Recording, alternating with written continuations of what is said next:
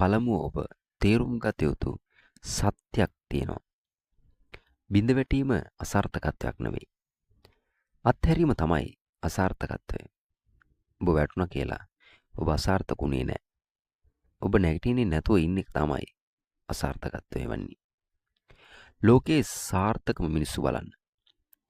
ඔවුන් අසාර්ථක වෙලා නැද්ද? වැටිලා නැද්ද? ඔවුන් සියලු දෙනාම වැටිලා අසාර්ථක වෙලා තියෙනවා. හැබැයි ඔවුන් නැවත නැගිටිනවා. නැවත නැගිටිනවා. ඒක තමයි වෙනස. ඒක තමයි සාර්ථකත්වයේ මූලාරම්භය. Thanks for watching the video. Like, comment, share, and subscribe.